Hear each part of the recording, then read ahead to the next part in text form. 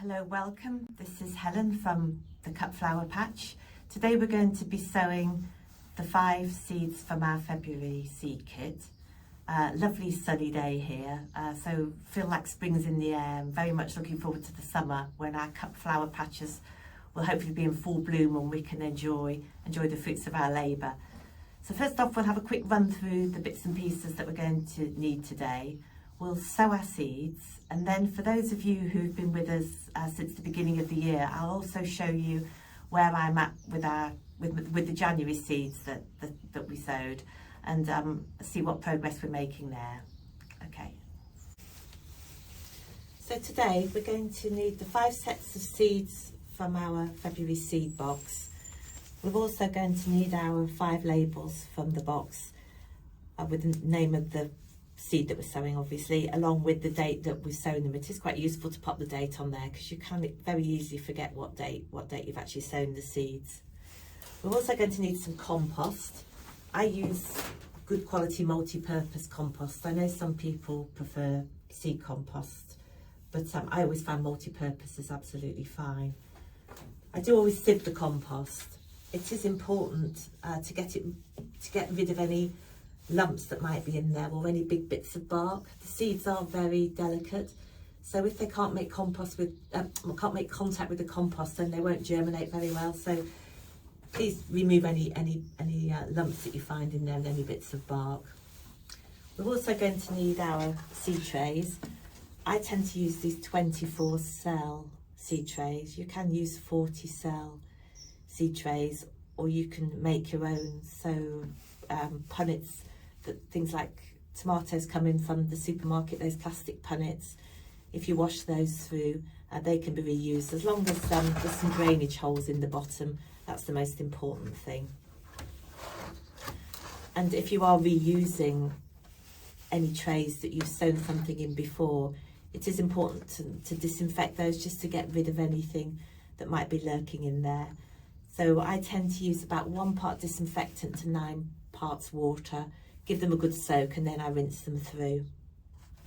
We're also going to need something to cover these with once we've first sown them. So the trays that I use come with these plastic lids, which are useful, but you can also use an old shower cap or polythene bag, something like that. We're also going to need something to water our compost and seeds with. And I sometimes find using a watering can when I'm working at waist height quite awkward. And the other day I was at the Botanical Gardens in Birmingham. I'm currently studying for an RHS horticultural course, and we're lucky enough to study it at the gardens. And we were doing some work in the greenhouse, and the staff there were just using simple old plastic water bottles, which they drilled some very small holes in the top, in the lid here. And that made makes a really ingenious watering device. So I made one for myself, and that's proving to be very useful. Okay, so we'll now get on with the sowing, with the seed sowing, and we'll start with the dahlia seeds. I filled a tray with multi-purpose sieved compost. I'm then going to depress the compost slightly, just using another tray to do that. It's important to get rid of any air bubbles that might be in the compost. Again, it's about trying to make sure your seeds stay in contact with the compost. Now, I have grown dahlias in the past using tubers. I think that's probably the most common way of growing them, but today we're going to be doing it with using seeds. The seeds are obviously much cheaper than the tubers, so we'll see how we get on. Once you've depressed the compost, just water it slightly, just to add some moisture to it. And then we're going to just slightly put a little depression, not more than 1 centimetre deep, in each of the cells.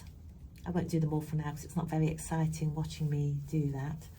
And then we're going to take our dahlia seeds. They're nice and big to handle, actually. Makes a nice change from those tiny seeds. And then drop 1 seed in each of the cells. I'm looking forward to seeing dahlias. We've picked a really lovely variety, and dahlias tend to be sort of a mainstay of a cut flower patch.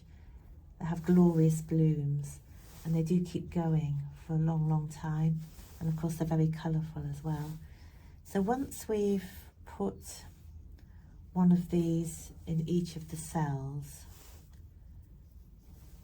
then we will slightly cover those with compost.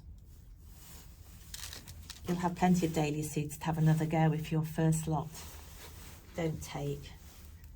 So we're just going to cover those lightly with compost. Just again, press it down very, very slightly, just very lightly. And then of course, once we've done that, we need to pop our label in. So if we pop the label into there, we then need to cover those with some sort of propagator lid, or as I said before, plastic bag or polythene bag. And then I'm going to pop those on the kitchen windowsill where it's nice and warm. And then as soon as I see the first little dahlia seedlings coming through, I'll take off the top and then pop it in the greenhouse. If you don't have a greenhouse, you can pop them in a cold frame or in a clear plastic box. There is something on the Cut Flower Patch website about alternatives to greenhouses. So if you haven't got a greenhouse, there are lots of different alternatives that you can use. So I'm going to go on to plant now the rudbeckia and the aster seeds. The rudbeckia and the aster seeds I'm going to put into one tray, and then I'm going to put the achillea and the ageratum into another tray. It's quite handy really, because the rudbeckia and the aster need the same sowing and watering techniques, and the achillea and the ageratum need the same techniques. So it makes sense for each of those two to share their own trays. So for the rudbeckia and the aster, I've again filled the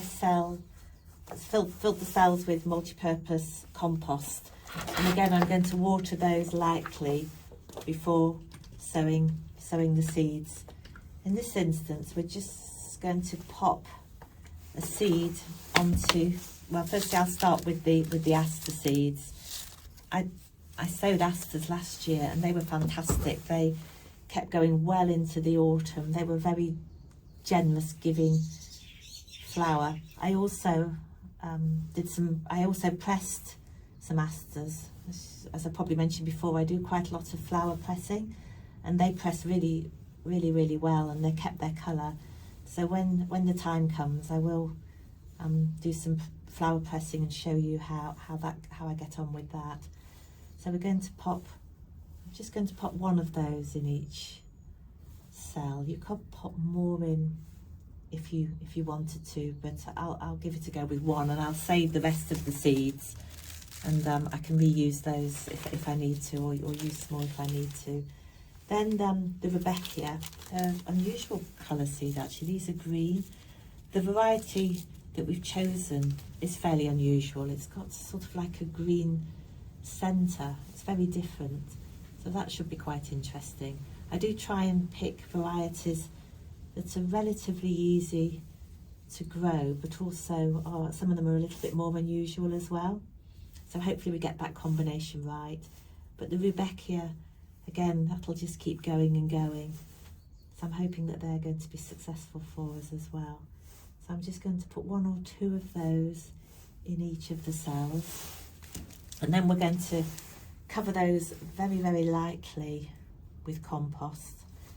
I won't, again, make you watch me do every single one, but we're going to cover those, both the aster and the rudbeckia, lightly with the compost. We'll pop our labels in. So that's my aster that side and rudbeckia that side. And then again we'll pop the lid, the propagator lid on there, or your plastic bag or shower cap, pop those on the kitchen windowsill, and as soon as the seedlings start to appear, we'll take that off and we'll pop that in the greenhouse, cold frame, or wherever you're going to be leaving your seedlings. So now on to the ageratum and the achillea. Again, I've filled a tray with multi-purpose compost and depressed it slightly to get rid of the air pockets. And in the case of the achillea and the ageratum, they need light to germinate, so we're not actually going to cover these with any soil, with any compost, and I'm not going to water these in advance. I'll show you in a second what we're going to do about watering. Tiny seeds, I'm going to sprinkle a few of each of these achillea seeds in each of the cells. Again, achillea makes a really nice press flower, so I'm looking forward to pressing some of those. I've also been doing some research into how to dry flowers and which flowers dry quite successfully, so I'm keen to have a go at that this summer as well. And apparently achillea makes a really good dried flower, so maybe you might want to dry along with me as well come the summer months. And then with the ageratum seeds, I'm going to sprinkle a few of those in each of the cells. As I say, we're going to leave those on the surface and not cover them. Because we've surface sown these, that it's very delicate, and I do worry that when we water them, even if we water them very delicately, if we water them on top, we might wash away the seeds. So I'm going to water these from below, which means I'm going to pop maybe sort of a centimetre of water into the bottom of this tray, and I'm going to pop my seeds into there and then leave that for around 20 minutes, and then I'll come back and check it. And what we're looking for is just like a little sort of bit of gloss on the surface of these, just to show there's a sign of moisture coming through. We don't want to overwater them, but we just need to get a little bit of water to water's coming to water the seeds. And as always, I'll pop in my labels, forgot which way round I've done it, like that, and then pop the propagator lid on, and again onto the kitchen windowsill, and as soon as I see the first signs of the seedlings germinating, that'll come off and come into the greenhouse. So that's the 5 seeds that we've sown today, so I hope those go well for you. I'll just quickly show you where I am with the seeds that we sowed last month. So firstly, the sweet peas. These are the sweet peas I planted. I think it was 3 weeks ago these were sown, and they started to germinate probably after about 8-9 days. So as soon as I saw the first sign of germination, I took the newspaper off the cover and brought these into the greenhouse, and they look to be doing quite nicely. We can leave those as they are for now. The next stage will be to pinch them out. There's one here actually that I started growing just before Christmas, and that's at a stage now. Once it gets three sets of leaves, we then will pinch out the top, take that top set of leaves off. I will do that later. I've got a few to do actually, but that will encourage the growth, and it'll stay healthy if we do that. Then the gypsophila and gadisha. So that's where I am with these. So that's my gypsophila and that's the gadisha, and they both look to be doing fine. They are a little bit dry actually, so I will water those. Because they're quite delicate, I don't pour the water on top, I'll just water around the edge. If I water on top of them, it might knock the seedlings over. So they're doing well. Again, we don't need to do anything with those for now. The next stage will be to pop them on when we get two sets of leaves. So that's when another set of leaves basically comes through and we have 4 leaves on top. Then we'll prick them out and pop them on, but we'll come to that as and when. The other 2 seeds we sowed last month were the delphinium and the cleome. They were sown a week later because they were in the fridge for a week to go through the stratification process. Now at the moment my delphinium and cleome aren't popping through the compost yet, but as soon as they do, I'll be taking the lids off and putting them into the greenhouse. So next time we can have a look at those and see how they're coming along.